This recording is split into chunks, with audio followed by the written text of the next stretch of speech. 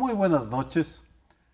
Si hubiera un concurso para averiguar qué persona se benefició más con la transición, preámbulo de la Cuarta Transformación, creo que no hay duda. La persona que más poder y riquezas obtuvo es Elba Ester Gordillo, la maestra, la lideresa del sindicato, que llega al cargo por la decisión de Carlos Salinas y va empoderándose y enriqueciéndose con Ernesto Zedillo y sobre todo con Vicente Fox y Felipe Calderón.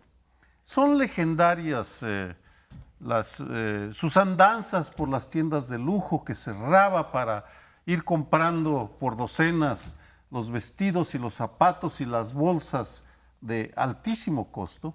En alguna ocasión Reforma estimó su ajuar por allá hace unos 10 años y costaba más de 100,000 pesos el ajuar de un día, lo cual pues para muchas familias, para muchos maestros era bastante poco. Vino su declive con Enrique Peña Nieto, en parte porque se le rebeló, porque no quería aceptar la reforma educativa y pronunció un discurso muy famoso por el tono en Quintana Roo, en donde dijo: yo quiero que morir como yo quiero que en mi epitafio se diga aquí yace una guerrera. Bueno, la guerrera la detienen y de la noche a la mañana esa guerrera, esa derrochadora de dineros sindicales, bien o mal habidos, no lo sabemos, le entra pues una amnesia, el silencio y todo tipo de enfermedades, porque era una mujer que languidecía en el hospital de la prisión y que luego la mandan a su casa. Bien, el fin de semana reapareció. ¿Y de qué manera? Se lanzó ante maestros contra todos aquellos que pueden oponérsele, contra los líderes de su sindicato, el Sindicato Nacional de Trabajadores de la Educación, pusilánimes, débiles, miserables de espíritu, en fin, no se ahorró adjetivos. Luego contra la Coordinadora Nacional de Trabajadores de la Educación y finalmente, aunque con todo respeto, contra el señor presidente, al que le dijo: pues yo lo respeto, pero usted nos va a respetar a los maestros, porque nosotros somos autónomos. Y finalizó diciendo: y vamos a ganar porque vamos a ganar. Y su triunfo consiste en lanzarse contra la vapuleada reforma educativa. Pues tenemos una nueva actriz por si nos faltara alguien. Ahora tenemos a la maestra mandona, la maestra que llega con la regla en la mano a llamarnos la atención a todos y todas. En el antiguo sistema, en el que aparentemente ya no funciona, había varios sindicatos fuertes, varios sindicatos que eran el corazón de ese sistema, pero poco a poco todos esos se fueron desinflando, incluyendo al de Pemex, que ahora no habla ni dice nada su líder, esa legendaria CTM de Fidel Velázquez. El único que queda realmente de los viejos dinosaurios es este, y el dinosaurio está ahorita dando coletazos vivito, como si no hubiera pasado eso de que dicen que el meteorito que cayó en Yucatán los eliminó. Pues a este se metió en un cenote por un tiempo y ha salido ahora. Es el único sindicato. ¿Qué otro sindicato así que tenga esa tradición? Ahora vamos a ver, ya ahorita rugió el león o la leona. La leona o la dinosauria.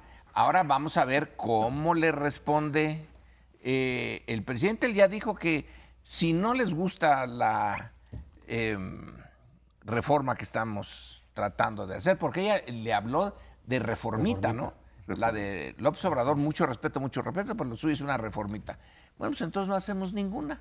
Y entonces nos quedamos como estábamos, que eso también implica un montón de cosas. Pero aquí vamos a ver cómo se maneja el último gran sindicato con la cuarta T. Realmente tenemos muy poca información de qué tan tantos de los integrantes del CENTE, del sindicato, todavía le responden a la maestra. Porque, digamos, un mitin, igual que no te refleja el número de votantes para un candidato, tampoco te refleja la fuerza de un sindicato. Y sí, fue muy enérgica en sus mensajes y era un mitin pues muy nutrido, pero de ahí a que no te puedan hacer así con el poder del Estado, pues hay un gran trecho. Sale envalentonada, sale en contra de la reformita de la Cuarta Transformación, o sea, de Andrés Manuel López Obrador, pero en eso coincide curiosamente con la CENTE, o sea, con la coordinadora, o sea, con sus adversarios en términos de integrantes. Entonces, Andrés Manuel López Obrador tiene en estos momentos un grave problema. Supongamos por un momento que tenga cierta fuerza el Bester Gordillo y pueda reconstituir al sindicato. Y la CENTE, bueno, le hemos visto actuar desde inicios de esta nueva administración y ha estado muy beligerante. Entre otras cosas, van 5 veces que toma el Congreso y 5 veces que se impide que se pase el dictamen o que se discuta el dictamen para la reformota o reformita, que, como sea. El hecho claro es que los dos pedazos de el sindicalismo educativo en este momento están en contra tanto de la reforma de Enrique Peña Nieto, ¿sí?, como de la reforma que está queriendo llevar a cabo Andrés Manuel López Obrador, en donde tengo entendido que si bien quita alguna de las cosas que pusieron los partidos encabezados por Enrique Peña Nieto en términos de las evaluaciones, quedan, ¿sí? Se va a una central que es que la evaluación de los maestros sea un criterio para la permanencia. Esa sí la quitaron, pero aparentemente el resto se queda. De ahí que le llame reformita el Bester Gordillo y de ahí que la CENTE siga interrumpiendo las sesiones en el Congreso. Y sí está en un problema porque tiene finalmente pues 40, cuando menos 40 diputados o de la CENTE muy cercanos a la CENTE en la Cámara de Diputados y se ve difícil que pase. ¿Cuál fue la reacción de Andrés Manuel López Obrador esta mañana? Como decía Sergio, decir, ok, si no quieren ustedes, se quede esa reforma, no tengo el poder para pasarla, a ver cómo les va. ¿Funcionará esta estrategia de amenaza o chantaje o realista? Decir, ok, no la movemos y entonces se quedan como están. Pero eso de que no se le va a mover ni una coma a la reforma, digo, no quedará ni una coma de la reforma educativa, terminó. Sí, porque la gente como que había entendido, y de ahí un poco el apoyo a López Obrador, que se iba a echar abajo prácticamente toda la reforma de Peña Nieto, que sería algún otro tipo de reforma, pero respetando lo que había antes básicamente. Y así lo habían dicho, es decir, el propio López Obrador decir, va para atrás, Mario Delgado, no va a quedar ni una coma de esa reforma. Tengo la impresión, mera impresión, no tengo información, de que en la nueva propuesta de López Obrador quedó buena parte de la reforma, en efecto, porque, entre otros, por lo menos Esteban Moctezuma había sido defensor de la reforma de Peña Nieto. En algunos artículos también que él había escrito, periodísticos, más bien alentaba y festejaba la reforma de Peña Nieto. Y claro que decía que había que profundizar más cosas, pero en principio estaba de acuerdo. Estoy hablando de cuando se aprobó esa reforma. Quizá, podemos suponer, a lo mejor trató de convencer al observador de decir, algunas cosas deben de quedarse. Lo de la evaluación con permanencia se modificó, eso sí, pero lo que les molestaba a los de la CENTE era que el Estado recuperaba de alguna manera el control de la educación, que había estado básicamente en el sindicato. Y esa es la parte que no le gustaba y esa es la que se quedó en la propuesta de López Obrador. Y por eso la gente también se sintió, se dicen engañados, se sienten traicionados, decir, no, es que nada más le hiciste un cambiecito en algo que, que estamos de acuerdo en que no haya esa evaluación, pero todo lo demás lo estás manteniendo igual. Ahora, una duda en todo caso, oyéndote a ti, Amparo, porque lo que dijo en la mañana López Obrador a mí me pareció que era, si no se ponen de acuerdo, regresamos a lo que había antes de Peña Nieto, sí, no a lo que estaba con Peña Nieto, porque en tal caso efectivamente esa sería una forma de presionar a la CENTE, y al CENTE ahora también, que no le gusta la reforma, de decir, mejor acepten la que yo les estoy ofreciendo porque la de Peña era peor. Pero si les dice, No, entonces se viene abajo la de Peña Nieto y nos quedamos como estábamos antes, pues eso es lo que yo creo que la gente va a hacer, es decir, entonces no nos vamos a poner de acuerdo para regresarnos a lo que había Puede ser que antes tengas de razón. Peña Nieto, que era precisamente las condiciones que más le favorecían. Aunque también aclaró que el único punto donde sí se modificaría es en lo de las nóminas, el manejo del dinero, Federalizada. que ya sería federalizada, que eso sería de todas maneras un avance, pero en todo lo demás sería pues precisamente lo que, en donde la gente se movía como pez en el agua. Entonces, si esa es la advertencia, no sé cómo Sí. tomarla, si no se ponen de acuerdo, entonces nos vamos a lo que había antes de Peña Nieto, pues la gente va a decir, pues perfecto, Pues, órale. menos nos ponemos de acuerdo, Claro. me imagino. Voy a verlo desde otra perspectiva, el enfrentamiento del presidente López Obrador, la Cuarta Transformación, contra los grandes poderes fácticos. Hasta ahora las grandes empresas están satisfechas. Estados Unidos también, de Donald Trump, ya está satisfecho con la solución práctica, pragmática que se está dando a la migración centroamericana. Ya dijeron, bueno, pues México sí está deteniéndolos en la frontera, luego vamos a ver qué pasa en la frontera sur, pero por lo pronto, en esta revisión, en el caso del crimen organizado, el gran éxito hasta ahora del gobierno frente a los poderes fácticos, estamos hablando de uno de los carteles más fragmentados y pequeños, que es el del huachicol. No es realmente el choque del Estado mexicano contra los dos dinosaurios del crimen, Sinaloa y Jalisco Nueva Generación. Ahí no hay, hasta ahora no han empezado las hostilidades. En algún momento tendrán que lanzarse contra ellos. En Guanajuato, por ejemplo, si se meten a Guanajuato, va a ser Jalisco Nueva Generación, vamos a ver qué sucede. Los maestros era una posibilidad, se estaba dando el forcejeo y con la gente solamente, que recurría a los bloqueos, a las manifestaciones. La llegada de la maestra ¿cómo afectará este forcejeo entre el sindicalismo de la educación y López Obrador?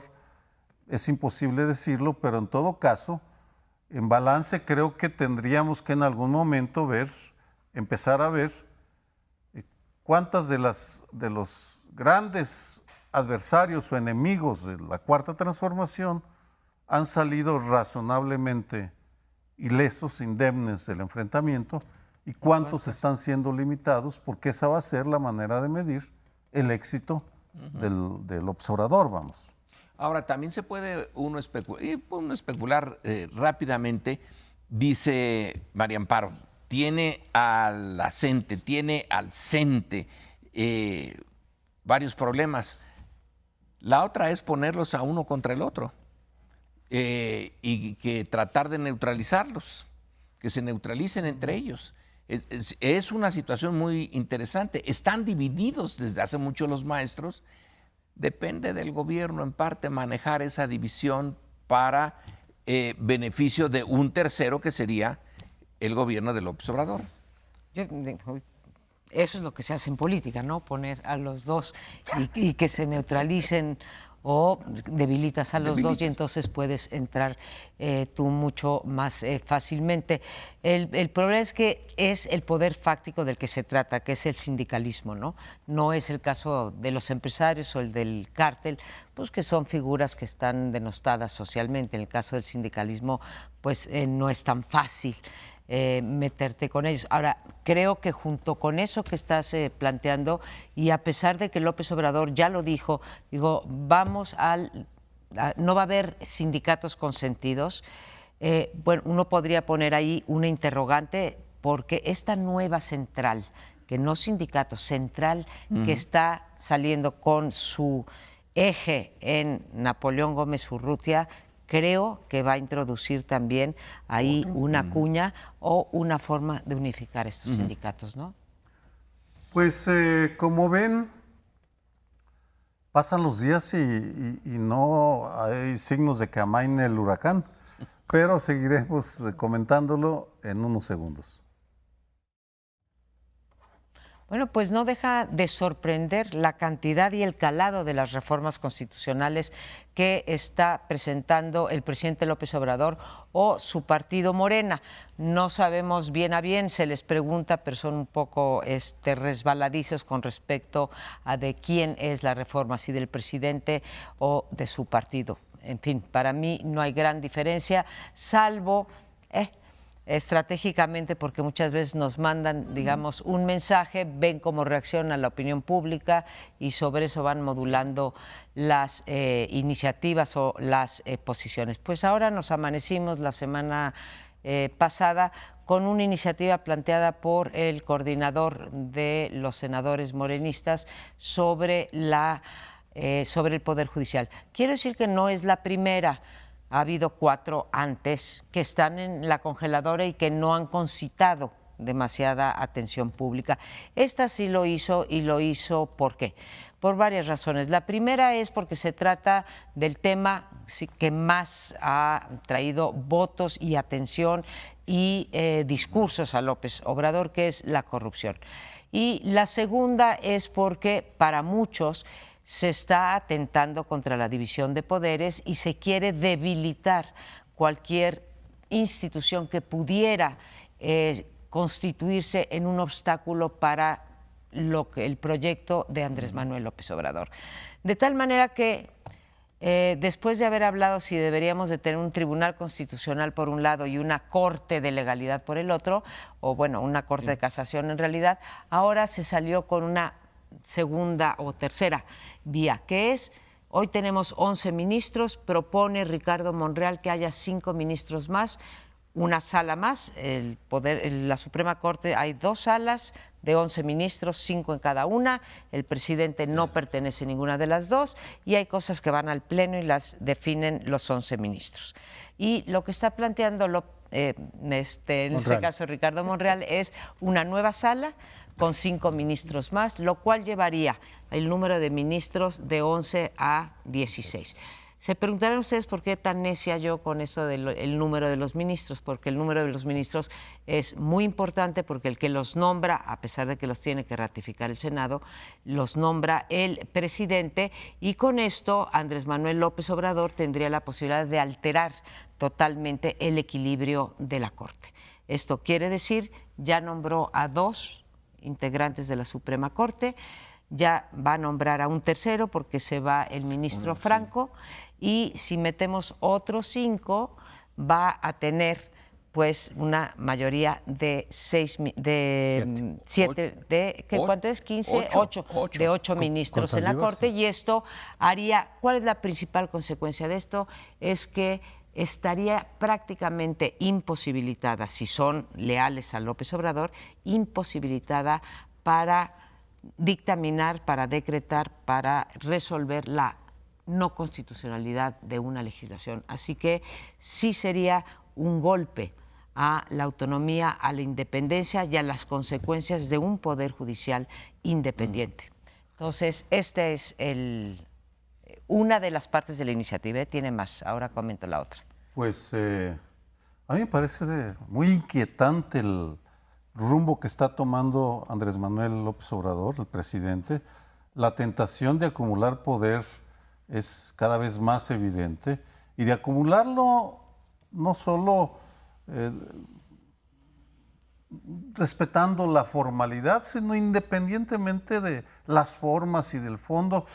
Quiere mayoría en la Comisión Reguladora de Energía, pues nombro a los mismos y háganle como quiera. Que les dije que iba a ser un civil en la Guardia Nacional, pues háganle como quiera, yo nombro un militar en activo y a ver quién se opone.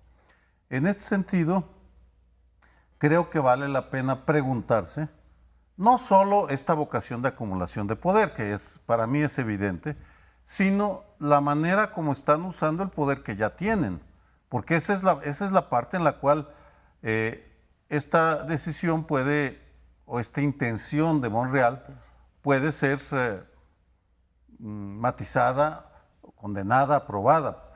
Y en mi opinión, lo que nos han dado es muchas palabras, muchas promesas, pero muy pocas realidades, Porque en el caso de la lucha contra la corrupción, pues yo nomás no veo a quienes ya metieron en la cárcel, a quienes están investigando, qué está haciendo la fiscalía.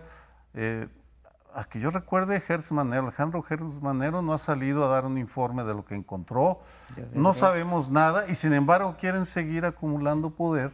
Creo que, con todo respeto a Morena y sobre todo a su líder, que es el que controla ahí los hilos y reparte las canicas, Andrés Manuel López Obrador, pues no creo que sea muy sano para la democracia esta inercia de acumulación de poder sin tener claro cómo lo maneja.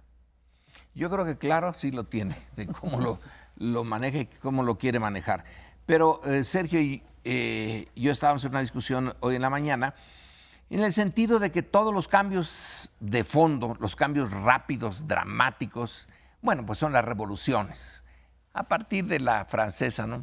Y en todas estos grandes transformaciones, que esta no es tan grande, pero pretende serlo, la concentración del poder es inevitable. Hace muchos años, viendo esta dinámica, un profesor que ya murió, Rafael Segovia, me dijo así de una manera muy tajante: si no hay concentración de poder, no hay revolución. Listo, no hay otra salida. ¿Cómo se hace esa concentración? Bueno, ahí sí son las modalidades de cada país, de cada época, pero para llevar a cabo un cambio como el que él quiere, yo no veo otra salida que buscar la concentración del poder. Ahora, que le vaya a salir su proyecto, quién sabe, pero ya no podemos, unos en contra y otros no, pero ya no podemos realmente ponernos a discutir si busca o no concentrar el poder. Sí, sí lo busca, pues sí, eso es tan clarito como el agua. Que no atropelle o que sí atropelle ciertas formalidades y legalismos, ahí sí hay que discutirlo. Pero el objetivo último sí es concentrar el poder para cambiar lo que le entregaron. Y yo coincido contigo en que efectivamente en el pensamiento revolucionario, desde siempre, está la idea de que si no concentras el poder no puedes hacer el cambio que tú pretendes. En un marco democrático puedes hacer cambios, reformas, cambios graduales, tienes que pactarlos con los otros grupos y las otras fuerzas, pero si tú quieres hacer una revolución profunda, radical, de fondo, pues necesitas concentrar el poder. Y siempre todo el pensamiento revolucionario justamente tiene esta idea de decir, pues es que los contrapesos y la democracia burguesa, por ejemplo, en el caso del marxismo, pues estorban. Entonces tenemos que concentrar el poder para llevar a cabo realmente los cambios de fondo que se pretende, no cambios graduales, no cambios superficiales o algunos cambios buenos, pero limitados. No, aquí se trata de ir a fondo, eso siempre está presente en el pensamiento revolucionario y justamente en los documentos, por ejemplo, del Foro de Sao Paulo, a los que pertenece Morena y en su momento el PRD, cuando López Obrador era justamente el presidente del PRD, se metió en el Foro de Sao Paulo, dicen eso es un poco la lógica también. No podemos hacer una revolución armada, ese tiempo ya pasó, lo pudieron hacer en Cuba, después ya no. Tenemos que aprovechar los canales democráticos, partidistas, las elecciones, pero cuando se llega al poder trata de concentrarlo al máximo posible, en las condiciones de cada país también, pero trata de concentrarlo al máximo posible porque de lo contrario no vas a poder llevar a cabo ese proyecto, que es un proyecto más o menos común, aunque le llamen de diferentes maneras. Por cierto, en esos documentos también hablan de un proyecto post-neoliberal. Y también le atribuyen todos los males sociales al neoliberalismo. Todos. El discurso se parece, en todo caso, mucho al de López Obrador, pero dicen, tienes que concentrar el poder, efectivamente, e incluso los teóricos que han estudiado estos procesos le llaman una palabra que es colonizar a las instituciones autónomas. Es decir, a lo mejor las desapareces cuando se pueda, pero cuando no las puedes desaparecer, mete a tu gente. Y entonces ellos van a responder al proyecto revolucionario.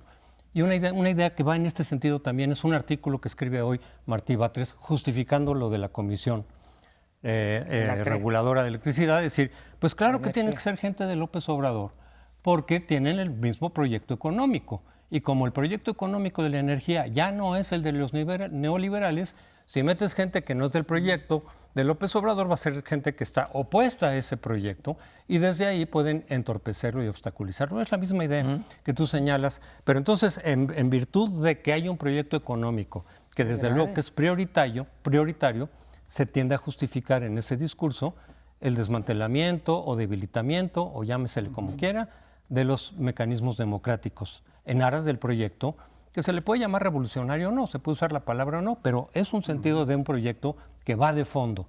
Entonces tiene que ser pura gente afín a ese proyecto, o de lo contrario lo van a entorpecer. Esa es la lógica. Pues, que es muy grave, también leí lo de Martí Batres, porque entonces es el reconocimiento de que no hay ningún respeto. No nada más diría por la forma, tampoco lo hay por el fondo, ¿sí? Ni por el espíritu ni por la letra de la Constitución en muchos casos o de las leyes. Lorenzo decía, y creo que tiene razón, cualquier cambio profundo requiere la concentración de poder. Ahora, para que sea realmente profundo tendría que venir una revolución, desconocer la Constitución y vámonos a la que sigue. Y vamos a hacer una Constitución a modo. A mí me llama la atención una cosa, el López Obrador dijo durante toda la campaña y en su discurso de toma de posesión también, que él no quería reformas constitucionales, salvo la del artículo 108 para poder juzgar al presidente. Y resulta que, bueno, pues ya llevamos bastantes iniciativas, no todas han tenido un final feliz para él, pero pues sí los está cambiando, lo cual casa perfectamente con su idea de decir, voy a cambiar a tal grado que el que venga después de mí no pueda echar para atrás. Pero lo que me preocupa es lo que dice Lorenzo, una cosa es concentrar el poder y otra cosa es atropellar la normatividad, porque tú dices, sí concentrar, pero dentro del marco legal. Entonces, él está atropellando, podemos dar ahorita varios casos, está atropellando un principio para mí central de la democracia, ¿sí? Que es la división de poderes y los pesos y contrapesos. Si él quiere cambiar el modelo, porque también es parte del neoliberalismo, entonces que lo diga, no soy partidario de la democracia, pero lo que estamos viviendo sí es una afrenta a un debilitamiento de las instituciones. Pues creo que son temas de fondo que vamos a tener que seguir discutiendo. Yo solo añadiría la necesidad de exigirle al Morena que con el poder que ya tienen, sin cambiar, que nos demuestren en qué consiste su proyecto, vamos, que lo demuestren en la práctica, en la Ciudad de México, por ejemplo, donde están las condiciones, porque hasta ahora pues no hay claridad en ese tema. Pues como dice Sergio, da para mucho. Vamos ahorita a un corte y regresamos con otro tema. Y hace unos días el presidente López Obrador señaló, a pregunta expresa de periodistas, que la Guardia Nacional, que a final de cuentas se aprobó bajo un formato civil, ya en la negociación en el Senado, sí va a tener un mando militar. Esto sorprendió a muchos de los grupos que se oponían a la Guardia Civil en los términos en los que los había planteado originalmente López Obrador, es decir, pues con la Secretaría de la Defensa básicamente y luego combinado entre la Secretaría de Seguridad y la de la Defensa, que era un mando, digamos, mixto, pero que se decía, no, pero lo importante va a estar, a final de cuentas, en manos de los militares. Y eso, pues, a muchos de los involucrados en este debate, organismos cívicos, algunos académicos, expertos decían eso es muy peligroso, darle tanto poder al ejército, además de que eso implica que la estrategia pues pareciera que va a ser muy parecida a lo que hubo con Calderón y con Peña Nieto, aunque ahí hay debate también, porque los obradoristas dicen no va a ser lo mismo, va a ser otra cosa por esta y otra razón. Bueno, eso ya tendremos que ver los resultados más adelante de esta estrategia, pero en términos de lo que representa la Guardia Nacional, estos grupos que a final de cuentas que se oponían al carácter militar de la Guardia, pero que quedaron conformes con lo que salió del Senado por unanimidad, porque dijeron, bueno, qué bueno que a final de cuentas va a ser una Guardia Civil en donde el responsable inmediato va a ser un civil en la Secretaría de Seguridad, pero sale que el mando de la Guardia directamente va a ser un militar. A mí no me sorprende porque ya lo habían dicho incluso después de que se aprobó. Esto muchos habían dicho, oye, puede ser un militar y probablemente va a ser un militar. ya sea en retiro o en activo, pero un militar. Porque además la mayor parte de la gente que va a ser reclutada para esa guardia, unas 2/3 partes se ha calculado, van a ser militares, policía militar, varios marinos y una 1/3 parte más o menos de policías federales. Entonces, bueno, a mí no me sorprendió el hecho que dijeran, más bien me hubiera sorprendido que dijeran va a ser un civil el que va a encabezar la guardia. Pero empiezo a ver, empezamos a leer y oír protestas de quienes habían apoyado la Guardia Nacional como salió en el Senado, formalmente civil, dependiendo de la Secretaría de Seguridad, dicen, oye, no, esto ya nos engañaron otra vez, esto no era lo que se esperaba, aunque no había en la ley ninguna cláusula que impidiera eso, estaba contemplado la posibilidad de que fuera un militar quien se encargara de la Guardia Nacional, pero muchos se llaman a engaños, se están diciendo engañados. De hecho, a mí sí me sorprendió el aplauso que recibió el proyecto ya en el Senado, de todos estos grupos que habían participado y que se oponían. Yo dije, pues desde mi punto de vista es más o menos lo mismo que había. Entonces, ¿por qué tanto aplauso? Y ahorita ya los estamos viendo que dicen, pues no, es que no nos esperábamos eso. En efecto, a mí no me sorprendió, lo que me sorprendió no fue que nombrara a un jefe militar, me sorprendió que fuera en activo, porque se había dicho mucho que tendría que ser uno en retiro. Claro, te puedes retirar el día anterior y después te nombran, ¿no? O sea, finalmente es una cosa que le puedes dar muy fácil la vuelta. A mí me sorprendió la reacción de la sociedad civil en el sentido de aplaudir. Y creo que una vez muestra, ¿sí?, la habilidad política y la astucia política de López Obrador, ¿sí? López Obrador se quedó con la Guardia Nacional, que era lo que quería, y a lo que se oponían muchos de la sociedad, digamos, todas estas organizaciones que se dedican o cuyo foco fundamental es la seguridad y justicia. O sea, hubo Guardia Nacional y lograron modificar en el margen, diría yo, algunas cosas. Lo mismo que es lo que está pasando con la revocación de mandato.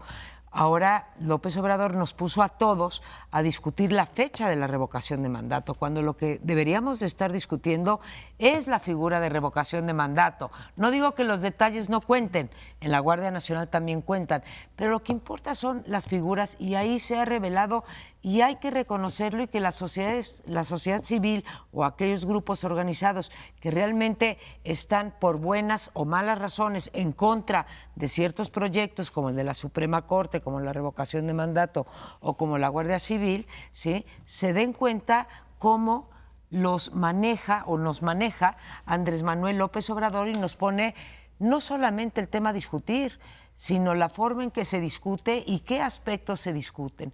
Creo que una vez más muestra la habilidad política no solo de concentración de poder, sino de su me canso ganso, nombrar a un militar en activo como Guardia Nacional, es decir, no que no, papacitos, aquí está, ¿sí? Nombro esto. Bueno, esa es una manera de verlo. Yo lo veo sin negar esto, desde otra perspectiva. En primer lugar, dices, la habilidad de Andrés Manuel y lo inocente que son las organizaciones civiles que nunca se percataron de nada.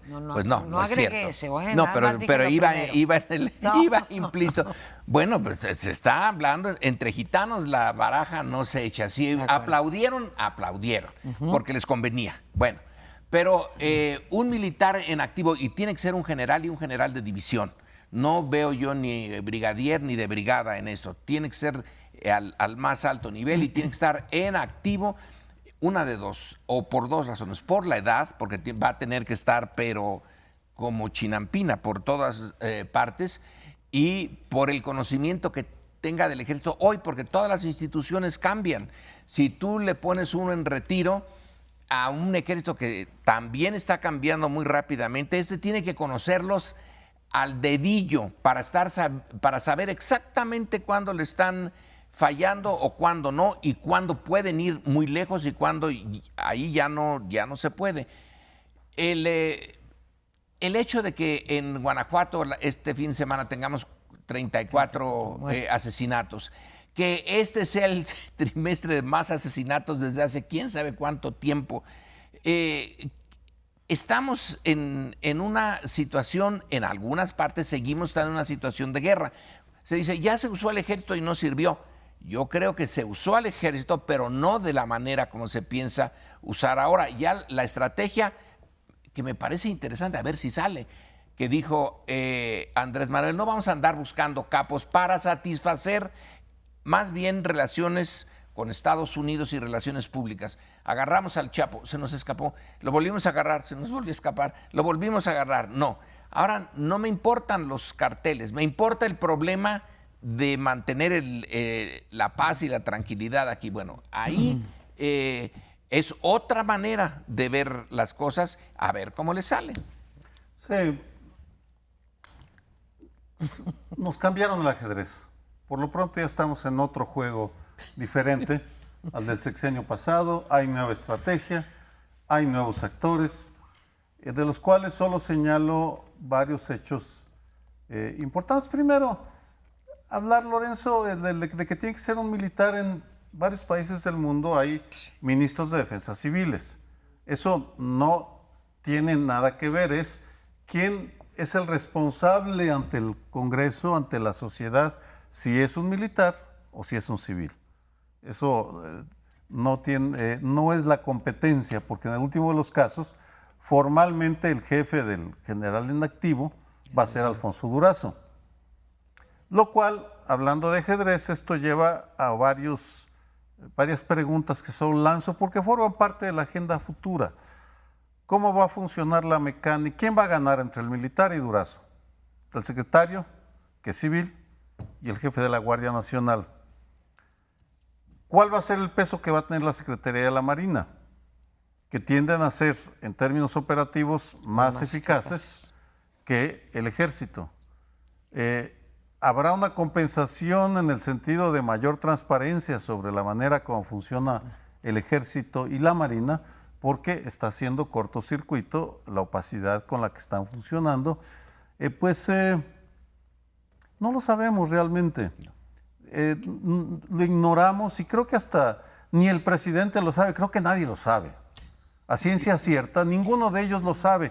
Tienen una idea aproximada para una estrategia no probada, porque hasta ahora no ha habido un ataque a las bases sociales del crimen organizado, que es lo que quieren hacer a través de los subsidios directos, complementado con un ataque militar de manera simultánea. Son las dos pinzas que van a usar. ¿Cuánto tiempo le damos, que es otra pregunta para el futuro, cuánto tiempo le damos de prueba a esta estrategia? ¿6 meses? Pues es muy poco, la Más, verdad. un año, más. llegamos al año, a finales de este año. Si no logran dar resultados rápido, y eso me lo comentó en algún momento Alfonso Durazo, en un año, la curva de aprobación va a empezar a caer estrepitosamente, porque va a decir, bueno, ya les dimos todo, ya hicieron todo lo que ustedes querían, ahora no hay pretextos. Pero en fin, nos cambiaron el ajedrez, entonces pongamos fichas nuevas y empecemos de cero el análisis, porque ya estamos en otra lógica. Yo también creo que más allá de que si se considera como militar o civil, que muchos dicen, no, es que sí importa eso, desde por los mandos cruzados, ¿no? Como decías, van a tener un mando formalmente civil, pero tengo entendido que no dejan de ser militares, aunque vayan a formar parte de la Guardia Nacional, quienes vienen del Ejército, la Policía Militar. De todas maneras, siguen siendo militares y por lo tanto siguen respondiendo a sus secretarías respectivas. Y yo sí creo que en todo caso, quien esté, sea Durazo o después otra persona en la Secretaría de Seguridad, pues sí como que se va a replegar a la parte administrativa y le va a dejar, digamos, la operación de la Guardia a los militares. Era lo que no querían estos otros grupos, pero eso es lo que yo creo que va a ocurrir. Y a lo mejor eso sea lo más adecuado, pero yo sí creo que va a tener que ver más la estrategia. Por ejemplo, lo que decía Lorenzo, y yo coincido, atrapar a los capos más bien generó más violencia. Porque aunque dijeras, estamos aplicando la ley y hay un castigo, sí, pero al descabezar a esos cárteles se empiezan a dividir entre ellos, venían los ataques de los otros y se traducía en más violencia. Lo vimos en muchos casos en particular. Entonces se dice, mejor dejemos de lado eso de atrapar a los capos y nos vamos más a otras estrategias para que se traduzca en menos violencia, que es lo que está buscando la sociedad. Y yo coincido. Lo que falta por ver es si basta con eso. El decir, ya no vamos a tocar a los capos y ellos de alguna forma lo van a saber, a ver si eso de verdad se traduce en menor violencia o las cosas siguen más o menos igual. Eso ya se irá viendo.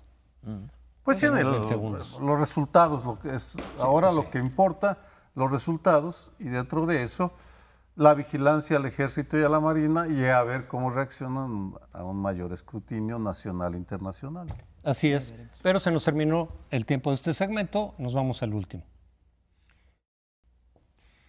En este bloque nos vamos a concretar a un tema histórico, pero no hay historia que sea realmente del pasado. Siempre la estamos viendo desde la óptica de nuestros problemas y del presente. El miércoles que viene, el día 10, se cumplen los 100 años del asesinato de Emiliano Zapata.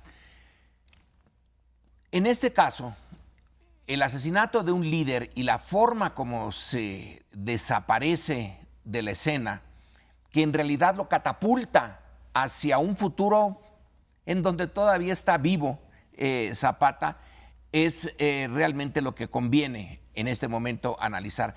Hay dos asesinatos en el siglo XX relacionados con la Revolución Mexicana que son cápsulas que concretan el carácter de toda una época y de un conflicto. El asesinato de Madero, la villanía de Huerta, el apoyo que tuvo de las clases altas, el apoyo que tuvo de las potencias, tanto de Estados Unidos como de Europa, y el asesinato de Zapata en 1919, después de ofrecerle una alianza, el coronel Guajardo, para convencer a Zapata de que se vieran, fusila a 59 de sus propios soldados. Eso es realmente interesante. ¿Qué ejército sacrifica de esa manera tan vil a su propia gente para tratar de convencer al otro de que es sincero? Es un asesinato masivo el que paga Guajardo y el general Pablo González, y en el final de cuentas Venustiano Carranza, por lograr que Zapata, que ya no representa un peligro militar, pero que está allí como símbolo, se acerque a Chinameca y pase el dintel de la puerta. Ese es el momento en que, cuando le van a tocar el corneta de órdenes, el toque de honor, porque es general, es la señal de que le disparen. Y ahí queda. Ese asesinato de Zapata es el asesinato de un proyecto que no triunfó, un proyecto nacional, porque Zapata sí tenía un proyecto, y su proyecto es quizá el más popular de todos, pero está muy centrado aquí, en esta zona de la Ciudad de México, de Morelos, del centro de México. Y bueno, no se acabó, pero sí le dieron un golpe que revela más, o tanto del zapatismo como de sus adversarios. Dos comentarios, Lorenzo, muy bien descrito el momento, sí. Te podría pedir, sí, ¿por qué no nos sigues platicando? Sí, y ya nos te callamos. quedamos, pero bueno. Eso es un panel. Dos añadidos, Moisés González Navarro, un profesor ya fallecido del Colegio de México, hablaba de las dos revoluciones, de la revolución del norte de pequeños propietarios, Villa, Carranza, el grupo de Sonora, y la revolución de Zapata, que era la de la tradición colectiva que llevó a los ejidos, es decir, de ese impulso a buscar encontrar la raíz, regresar a las raíces, o esa es la creencia. Es el primer comentario, que tiene que ver con la disputa que seguimos viendo entre los dos modelos, el modelo del sur, todavía insuficientemente elaborado por el presidente López Obrador, y el modelo del norte, que sería el equivalente al neoliberalismo, porque viene del norte, que es una beta. Pero otra acotación, hace poco John Womack, que escribió lo que se considera el mejor libro sobre Zapata, dice que una mala traducción presentó a Zapata como conservador, cuando en su opinión no lo era.